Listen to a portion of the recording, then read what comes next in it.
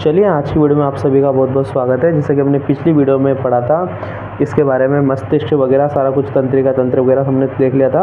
और आज की वीडियो में हम पढ़ने वाले हैं पादपों में समन्वय, पादपों में कितने प्रकार की गतियाँ होती हैं उन सब के बारे में इसमें पढ़ने वाले हैं। तो चलिए शुरू करते हैं। क्या पादपों में समन्वय किस प्रकार से होता है, देखिए।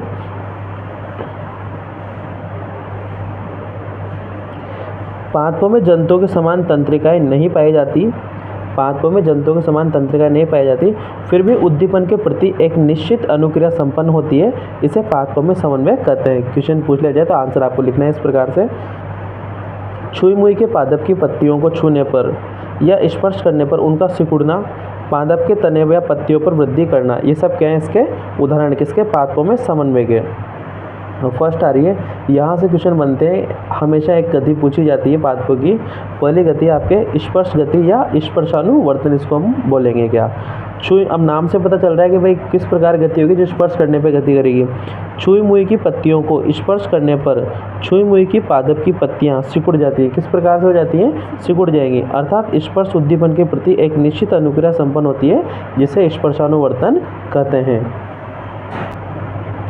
जब छुई मुई की पादप की पत्तियों को स्पर्श किया जाता है तो तंत्रिका आवेग एक कोशिका से दूसरी कोशिका में विद्युत रासायनिक आवेग द्वारा गमन कर पाते हैं, जिससे पत्तियों में फैलने या सिकुड़ने की प्रक्रिया क्या होती है, स्टार्ट हो जाती है। इस प्रकार पादपों में गति या स्पर्श के कारण गति होती है, इसलिए इसे स्पर्श गति या कंपानुकुंचन भी हम कहते हैं, या स्पर्शानुवर्तन भी इसे कहते हैं। जैसे हम छुई मुई के पादप के पत्ते को टच करेंगे, इसके पत्ते क्या होते हैं, ओपन होते हैं, तो धीरे धीरे क्या हो जाएंगे, वो सिकुड़ना स्टार्ट कर देंगे क्या। ठीक है, तो इस प्रकार किस प्रकार से हो रही गति, स्पर्श के द्वारा हो रही है, तो इसको स्पर्श गति हम कह देंगे। अगली गति है हमारे पास वृद्धि के कारण गति। वृद्धि के कारण गति देखना, पादप के तने, पत्ती तथा जड़ में होने वाली गति को प्रदर्शित करता है। पादप, तने, पत्ती, जड़ में होने वाली गति को प्रदर्शित करता है। जैसे मटर के पौधे में प्रतान, जो मटर का दाना होता है, ये इस प्रकार से मटर की संरचना होती है क्या। ठीक है, तो यहाँ पे एक डंठल होता है, इसके बाहर एक क्या होता है, उसमें छोटा सा धागा निकला रहता है क्या। ठीक है, उसको बोलते हैं प्रतान। जैसे मटर के पौधे में प्रतान जो स्पर्श के प्रति संवेदनशील होते हैं, प्रतान किसी वस्तु के संपर्क में आने पर इसकी वृद्धि क्या हो जाती है, रुक जाती है, तथा प्रतान किसी वस्तु को चारों ओर से क्या कर लेता है, जकड़ लेता है। क्या कर लेगा, वो जकड़ लेगा। जिस प्रकार से बेलें गति करती है ना, बेल किसी भी होती है बेल, तो वो क्या होती है, जिस भी चीज़ पे रखते हैं उसके चारों ओर क्या कर लेती है, उसको जकड़ लेती है, तो उनको प्रतान बोलते हैं अपन। तथा पादप के अन्य भाग अधिक वृद्धि करते हैं, जिससे पादपों में क्या होती है, वृद्धि करते हैं, जिससे पादपों में वृद्धि के कारण गति प्रदर्शित होती है। तो इस प्रकार अपन उसको क्या बोल देंगे, वृद्धि के कारण गति बोल देंगे क्या। क्वेश्चन आ रहा है, प्रयोग द्वारा प्रकाशानुवर्तन को समझाइए क्या। देखना, एक ये क्वेश्चन पूछा गया है बोर्ड में क्या, इसको ध्यान से देखना आप।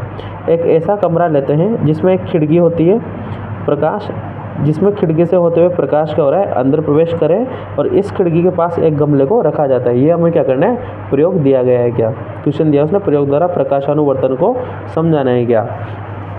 ठीक है, अब देखना प्रेक्षण में क्या बता रहा है कि कुछ समय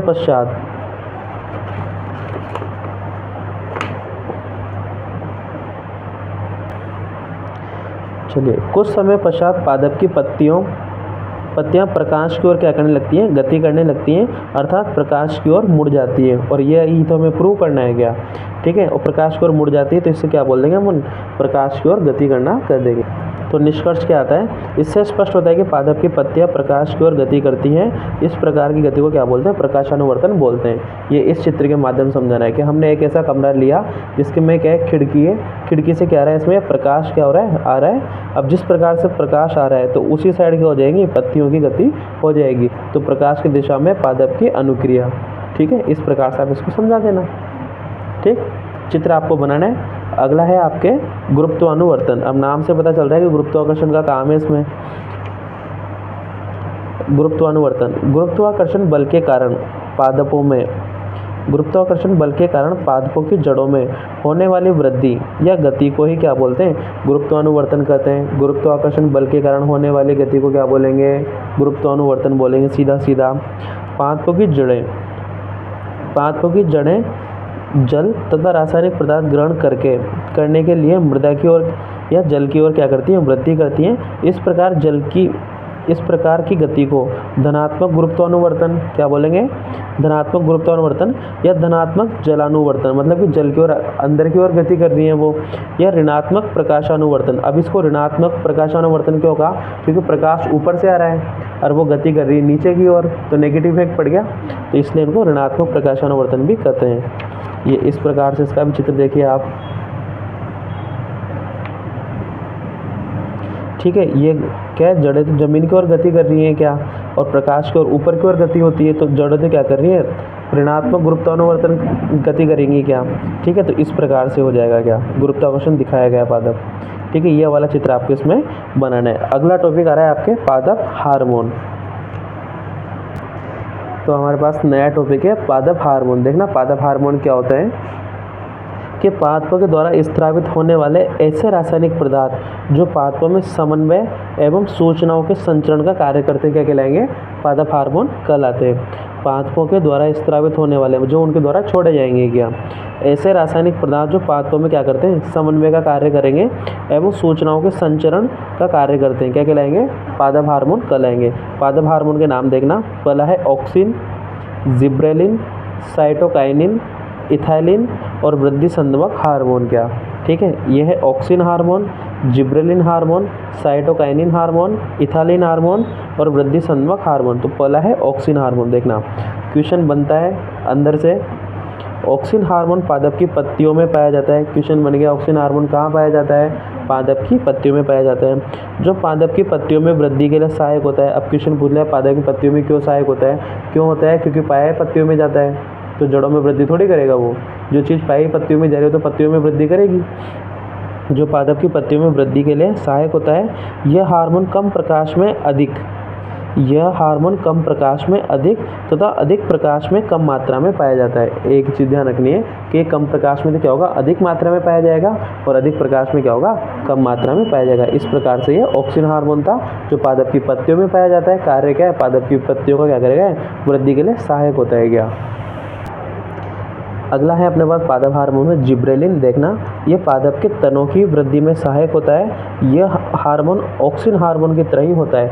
ऑक्सिन हार्मोन की तरह कैसे, क्योंकि वो भी क्या कर रहा है, वृद्धि में सहायक करता है, ये भी क्या करेगा, वृद्धि में सहायता करता है। बट ये कहाँ की वृद्धि में करता है, ये पादप की तनों की वृद्धि में सहायता करता है, वो पत्तियों में करता है। ऑक्सिन हार्मोन पत्तियों की वृद्धि करेगा और जिब्रेलिन हार्मोन पादप के तनों में वृद्धि में सहायक होता है क्या।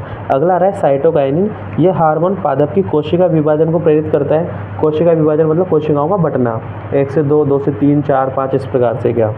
यह हार्मोन पादप की कोशिका विभाजन को प्रेरित करता है। साइटोकाइनिन हार्मोन पादप के उन क्षेत्रों में अधिक मिलता है जहाँ कोशिका विभाजन की मात्रा क्या होती है, अधिक होती है, जहाँ कोशिका विभाजन अधिक मात्रा में होता है, जैसे कि फल व बीज। अब एक पौधे में कितने सारे फल आते हैं, कितने सारे बीज आते हैं, तो वहाँ पे कोशिका विभाजन कितना होता है, बहुत ज़्यादा मात्रा में होता है। तो साइटोकाइनिन हार्मोन कहाँ पे ज़्यादा मिलता है, फल व बीज वाले भागों में ज़्यादा मात्रा में मिलेगा क्या। अगला है आपके पास इथाइलिन हार्मोन। कौन सा हार्मोन, इथाइलिन। यह हार्मोन फलों को पकाने में काम आता है। किसमें काम आता है, फलों को पकाने में काम आता है। इस हार्मोन की उपस्थिति में पादप की वृद्धि क्या हो जाती है, रुक जाती है। जिस भी पौधे में फल आ गए उस पादप फिर आगे वृद्धि नहीं करता है वो, ठीक है। तो इथाइलिन हार्मोन क्या करता है, फलों को पकाने में काम आता है। इस हार्मोन की उपस्थिति में पादप की वृद्धि क्या हो जाती है, रुक जाती है। और अगला है आपके पास वृद्धि संदमक हार्मोन।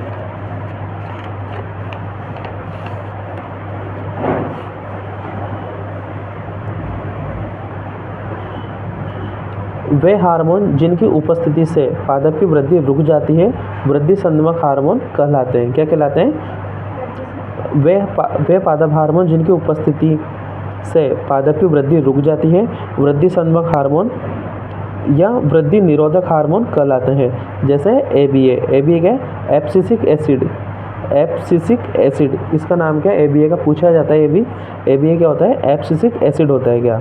एब्सिसिक हार्मोन पादप की वृद्धि को क्या कर देते हैं, रोक देते हैं क्या, ठीक है। तो ये इस प्रकार के कुछ महत्वपूर्ण थे पादप हार्मोन जो आपके क्लास 10th में दे रखे हैं। अगले आ रहे हैं हमारे पास जंतु हार्मोन। क्या जंतु हार्मोन, देखना अंतःस्रावी ग्रंथियों के द्वारा कुछ रासायनिक पदार्थ स्रावित किए जाते हैं जिनकी सूक्ष्म मतलब कि कम मात्रा ही हमारे शरीर को उत्तेजित करने में समर्थ होती है। ऐसे हार्मोन क्या कहलाते हैं? जंतु हार्मोन कहलाते हैं। जिनकी थोड़ी सी मात्रा हमारे शरीर के लिए क्या होती है? उत्तेजित करने में, एक्टिव करने में समर्थ होते हैं, जंतु हार्मोन कहलाते हैं। देखिए, यह हार्मोन सीधे रक्त में छोड़े जाते हैं। कहाँ पे छोड़े जाते हैं? सीधा ब्लड के अंदर छोड़े जाएंगे तथा इनके परिवहन के लिए अन्य नलिकाओं की आवश्यकता नहीं होती है, अर्थात इनको नलिका विहीन ग्रंथियाँ भी कहा जाता है। किसे? हार्मोनों को, जंतु हार्मोनों को क्या बोलेंगे? नलिका विहीन ग्रंथियाँ भी इनको कहते हैं अपन, क्योंकि इनको आवश्यकता है नहीं किसी चीज़ की, क्योंकि सीधा क्या करेंगे? ब्लड में हार्मोनों को छोड़ देंगे। क्या?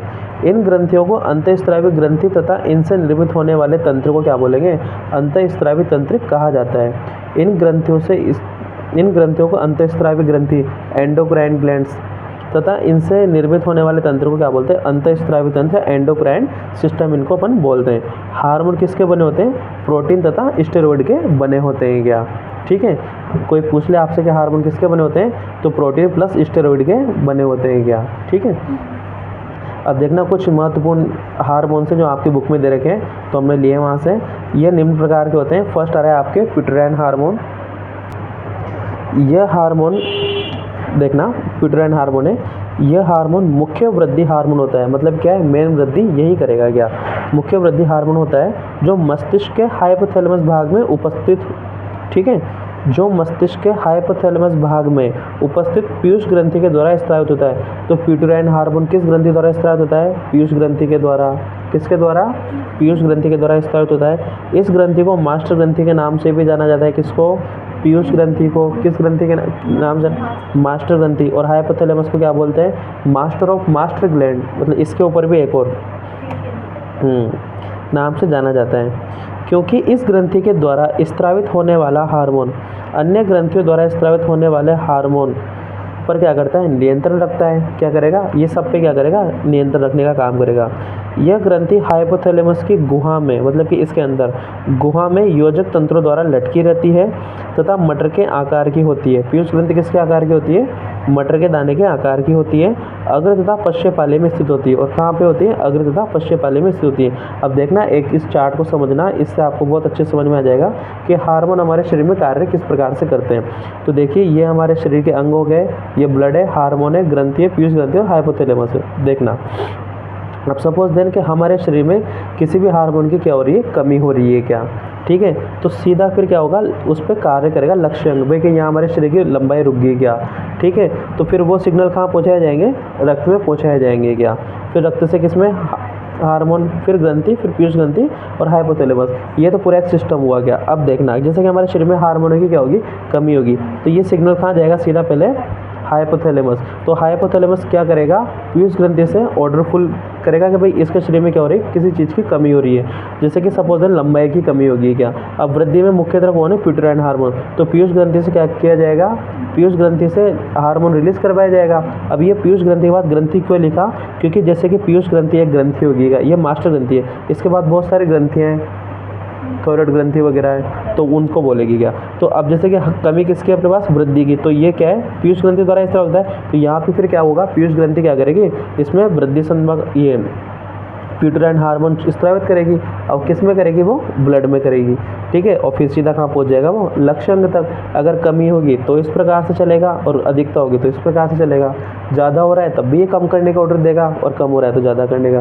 तो सिस्टम यहाँ से हाइपोथैलेमस, हाइपोथैलेमस से पीयूष ग्रंथि, पीयूष ग्रंथि से जो ग्रंथि उसके अंदर है उस पर काम होगा, फिर उससे हार्मोन रिलीज होगा, फिर वो ब्लड में पहुँचाया जाएगा, और फिर वो लक्ष्य अंग पे काम करेगा। इस प्रकार से हमारे शरीर में सिस्टम चलता है। ठीक है, अब पिट्यूटाइन हार्मोन के प्रभाव देखना। अधिकता के प्रभाव, इसकी अधिकता से व्यक्ति का,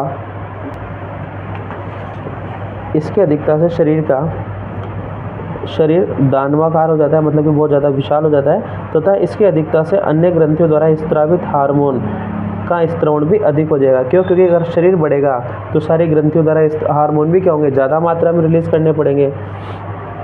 तो इसकी अधिकता से प्रभाव होते हैं। कमी के प्रभाव देखना, स्क्विटोराइन हार्मोन की कमी के प्रभाव, इसकी कमी से जीवों की वृद्धि क्या हो जाती है, रुक जाती है, अर्थात व्यक्ति बौना रह जाता है। मतलब कि वो क्या है, उसकी लंबाई कम रह जाएगी, व्यक्ति बौना रह जाएगा, छोटा रह जाएगा। इस हार्मोन की कमी से अन्य ग्रंथियों द्वारा स्रावित होने वाले हार्मोन का स्रावन भी क्या हो जाता है, कम मात्रा में, क्योंकि लंबाई कम है तो शरीर भी कम है क्या उसका, तो सारी ग्रंथियाँ भी कम और हार्मोन की आवश्यकता भी क्या होगी, कम पड़ेगी। तो इसकी कमी से ये प्रभाव होता है और अधिकता से ये वाला प्रभाव होगा क्या। अगला आ रहा है आपके थायरोक्सिन हार्मोन। अगला हार्मोन है आपके थायरोक्सिन हार्मोन। थायरोक्सिन हार्मोन का स्रावन थायराइड ग्रंथि के द्वारा होता है। किस ग्रंथि के द्वारा होता है, थायराइड। थायराइड ग्रंथि किस हार्मोन का रिलीज करती है, थायरोक्सिन हार्मोन, तथा इसे आउटू के नाम से भी जाना जाता है। किस नाम से, आउटू के नाम से भी जाना जाता है। इस हार्मोन में आयोडीन की मात्रा पाई जाती है। किसकी मात्रा पाई जाती है, आयोडीन की। थायरोक्सिन हार्मोन की कमी से गला सूजकर क्या हो जाता है, मोटा हो जाता है। क्या हो जाता है, गला सूजकर मोटा, जिसे अपन क्या बोलते हैं, गोइटर, घेंगा या गलगंड रोग भी कहा जाता है क्या। ठीक है। आयोडीन की कमी से इस हार्मोन का स्रावन कम होता है, इसलिए चिकित्सक द्वारा आयोडीन युक्त नमक खाने की सलाह दी जाती है। गला क्या हो जाता है, सूज के मोटा हो जाता है, इसको अपन घेंगा या गलगंड रोग भी बोलते हैं क्या। ठीक है ना। तो किस हार्मोन की कमी से होता है, वो थायरोक्सिन हार्मोन की कमी से होता है क्या। अगले आ रहा है आपके एड्रेनलिन हार्मोन। क्या एड्रेनलिन हार्मोन का स्रावन एड्रिनल ग्रंथि, मतलब कि अधिवृक्क ग्रंथि जो किडनियों के ऊपर पाई जाती है क्या, हार्मोन एड्रिनल ग्रंथि के द्वारा स्रावित किया जाता है। यह ग्रंथि वृक्क के ऊपर, वृक्क मतलब कि किडनियाँ, ठीक है ना, जैसे कि यह आपकी क्या नाम से किडनी है, ठीक है, तो इनके ऊपर पाई जाती है इस प्रकार से ये, ठीक है। हाँ, ये इसके ऊपर जो है ना, ये अधिवृक्क ग्रंथि है क्या, ये तो वृक्क हो गया, किडनी होगी, इसके ऊपर ये एड्रिनल ग्लैंड होगी क्या, ग्रंथि के ऊपर पाई जाती है, इसलिए इसे अधिवृक्क ग्रंथि कहा जाता है। इससे हार्मोन देखना, इससे दो प्रकार के हार्मोन रिलीज होते हैं, एक एड्रेनलिन या एपिनेफ्रिन, एड्रेनलिन या एपिनेफ्रिन या नॉर एड्रेनलिन। यह हार्मोन शरीर को आपातकालीन स्थिति में क्या करता है, सुरक्षा प्रदान करता है। यह हार्मोन शरीर को आपातकालीन स्थिति में सुरक्षा प्रदान करने का काम करता है। ऐसी स्थिति में यह हार्मोन अधिक तेजी से क्या होते हैं, स्रावित होते हैं। यह अनेक परिस्थितियों में, जैसे हृदय की धड़कन, हृदय का संकुचन, श्वसन दर, पुतलियों का फैलाव आदि को नियंत्रित करता है। ये सब क्या आपातकालीन स्थितियों में होता है क्या, जैसे कि आपातकालीन स्थिति में, जैसे कि अपने हार्ट अटैक आ रहा है, वहाँ श्वसन दर वगैरह बढ़ गई, तो उस कंडीशन में कौन सा हार्मोन रिलीज होगा, एड्रेनलिन हार्मोन ज़्यादा मात्रा में रिलीज होगा क्या। चलिए, इन हार्मोन को आपातकालीन हार्मोन या करोमरो हार्मोन या संकटकालीन हार्मोन भी कहते हैं क्या। किसको, एड्रेनलिन हार्मोन को। इन हार्मोन को आपातकालीन हार्मोन क्यों, क्योंकि आपातकालीन वाली सिचुएशन में ज़्यादा रिलीज होते हैं। डू एंड डाई हार्मोन मतलब कि करोमरो या संकटकालीन हार्मोन भी इनको कहते हैं। अगला आ रहा है आपके पास इंसुलिन हार्मोन। देखना, इंसुलिन हार्मोन क्या है, यह अग्नाशय ग्रंथि के द्वारा स्रावित किया जाता है। किसके द्वारा, अग्नाशय ग्रंथि द्वारा स्रावित किया जाता है। यह हार्मोन रक्त में शर्करा की मात्रा, मतलब कि ब्लड शुगर की मात्रा को क्या करेगा, कंट्रोल करेगा। इस हार्मोन की कमी से रक्त में शर्करा की मात्रा क्या हो जाती है, बढ़ जाती है, जिससे ग्लूकोज, शर्करा मूत्र के साथ बाहर निकलने लगता है, जिससे व्यक्ति की क्या हो जाती है, मृत्यु भी हो सकती है। और इस रोग को अपन क्या बोलते हैं, मधुमेह रोग या डायबिटीज़ रोग भी कहा जाता है क्या। ठीक है, डायबिटीज़ भी यही है, ब्लड शुगर वाली चीज़। इस रोग के उपचार के लिए चिकित्सक इंसुलिन हार्मोन के इंजेक्शन लगाता है, जिसे ह्यूमिलिन भी कहा जाता है। क्या बोलते हैं इसे, ह्यूमिलिन। इस रोग के उपचार के लिए चिकित्सक इंसुलिन हार्मोन के इंजेक्शन लगाता है, जिसे ह्यूमिलिन भी कहा जाता है क्या। ठीक है, देखना इंसुलिन के कार्य देखना। इंसुलिन का प्रमुख कार्य शर्करा, ग्लूकोज को ग्लाइकोजन में परिवर्तित कर रक्त शर्करा स्तर को क्या करना है, नियंत्रित करना है। मतलब कि सीधा सीधा ब्लड शुगर लेवल को क्या करना है, नॉर्मल करना है, उसको कंट्रोल करने का काम है। ग्लूकेगोन इसके विपरीत ग्लाइकोजन को ग्लूकोज में अपघटन को प्रेरित करता है। ये आपको पॉइंट्स याद रखने हैं। कंप्लीट। तो ये हमने आपके बुक में भी चित्र दे रखा है, उसमें से आप देख सकते हैं कि सारी ग्रंथियों की स्थितियाँ आपको ध्यान में रखनी है कि कौन सी ग्रंथि कहाँ पाई जाती है और किस ग्रंथि से कौन सा हार्मोन रिलीज हो रहा है। वो मैं आपको लिखा दिया कि हाइपोथैलेमस, देखो सब में सेम चीज़ है क्या, सबके अंदर समान पाई जाती है, बस एक ही चीज़ है कि जो जनन हार्मोन है, अभी इनको स्पेशल टॉपिक बना के हम पढ़ेंगे क्या। तो इस पर पहले देखना कि भाई नर और मादा में सिर्फ एक हार्मोनों का चेंजेस आता है कि यहाँ पे ये वृषण पाए जाते हैं और यहाँ पे क्या पाया जाता है, अंडाशय, अग्नाशय वगैरह पाए जाते हैं, अंडाशय पाए जाते हैं क्या।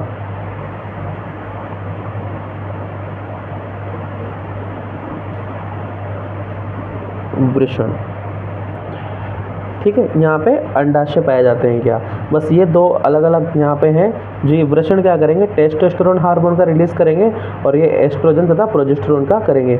बाकी सब सेम करते हैं क्या, इसमें भी पीयूष ग्रंथि है वही है, इसमें पीयूष ग्रंथि हुई है, सब में सेम है, बस एक ही हार्मोनों का चेंज आएगा जनन हार्मोनों में। यहाँ पे वृषण ग्रंथि पाई जाती है, यहाँ पे अंडाशय ग्रंथि पाई जाती है। वृषण के द्वारा टेस्टोस्टेरोन हार्मोन का रिलीज होगा और यहाँ पे एस्ट्रोजन तथा प्रोजेस्टेरोन हार्मोन का रिलीज होगा। ये चित्र भी पूछ सकते हैं कई बार पेपर में। तो अगला टॉपिक है अपने पास जनन हार्मोन। तो जनन हार्मोन में देखना पहले आ रहा है अपने पास नर जनन हार्मोन। नर के अंदर जनन ग्रंथि के रूप में वृषण पाए जाते हैं जो वृषण कोष में स्थित होते हैं। किस में स्थित होते हैं, वृषण कोष में स्थित होते हैं। वृषण के द्वारा टेस्टोस्टेरोन हार्मोन का स्त्रवण होता है जिसके निम्न कार्य हैं, किसके, टेस्टोस्टेरोन के। नर के अंदर द्वितीयक लैंगिक लक्षणों का विकास करना। अब यहाँ पे मैंने टॉपिक स्पेशल बना दिया ताकि आपको किसी भी प्रकार का क्वेश्चन आए तो आप उसका आंसर इजी गोइंग तरीके से लिख सकते हो। क्या देखना, द्वितीयक लैंगिक लक्षण क्या होते हैं, लड़कों में नर के अंदर की बात कर रहे हैं। आवाज़ का भारी होना, दाढ़ी मूंछों का आना, त्वचा का मोटा होना, कांख एवं जननांग क्षेत्रों में बालों का आना, क्षेत्रों में बालों का आना, बालों का आना, त्वचा का तेले होना मतलब कि ऑयली स्किन होना, और शुक्र जनन का अधिक सुगमता से होना। शुक्र जनन क्या होता है कि शुक्राणु निर्माण की क्रिया क्या कहलाती है, शुक्र जनन कहलाती है। क्या अगला, शुक्राणु का विमोचन करना। तो ये नर के अंदर क्या थे, द्वितीयक लैंगिक लक्षण थे। क्या ठीक है। अगला है मादा जनन हार्मोन। मादा के अंदर मादा जनन ग्रंथि के रूप में अंडाशय पाया जाता है जिसके द्वारा प्रोजेस्टेरोन तथा एस्ट्रोजन हार्मोन का स्त्रवण किया जाता है। किसके द्वारा, अंडाशय ग्रंथि के द्वारा कौन कौन से, प्रोजेस्टेरोन तथा एस्ट्रोजन हार्मोन का स्त्रवण किया जाता है जिसके निम्न कार्य हैं। अब मादा के अंदर द्वितीयक लैंगिक लक्षणों का विकास करना, ये सब किसके कार्य है, एस्ट्रोजन तथा प्रोजेस्टेरोन का। तो फर्स्ट देखना, लड़कियों में है ये, मादाओं में आवाज़ का पतला होना, त्वचा का पतला होना, स्तनों का विकास होना। स्तन क्या होते हैं, जिनके द्वारा उसको बच्चों को दुग्धपान करवाया जाता है, वो होते हैं स्तन का विकास होना। रजोधर्म का आना, रजोधर्म मतलब कि मासिक चक्र, जिसको मेंस्ट्रुअल साइकिल या अपन आर्तव चक्र भी बोलते हैं, एमसी का आना। ठीक है, ये भी क्या है, 13 से 15 साल की उम्र में, 12-13 साल की उम्र में स्टार्ट हो जाते हैं महिलाओं में, जो 45-50 साल की उम्र तक रहते हैं। क्या, तो ये भी द्वितीयक लैंगिक लक्षणों में आता है। अंडजनन होना मतलब कि अंडाणु का निर्माण होना या बनना। कांख व जननांग क्षेत्रों में बालों का आना। तो ये कुछ एक प्रमुख द्वितीयक लैंगिक लक्षण थे जो मादा जनन हार्मोन क्या करता है, इनको कंट्रोल करता है। क्या, तो इसी के साथ आपका ये चैप्टर फिनिश होता है। इसमें आपके सारे हार्मोन्स वगैरह, मस्तिष्क वगैरह, जनन वगैरह, हार्मोन जितने भी थे हम सब ने कंप्लीट करवा दिया। इसके बाद आपका एक भी क्वेश्चन बाहर नहीं जाएगा और अगले वाली वीडियो में हम इसमें कुछ इंपॉर्टेंट क्वेश्चन हैं उनको भी हम इसमें कंप्लीट करवा देंगे। तब तक के लिए धन्यवाद।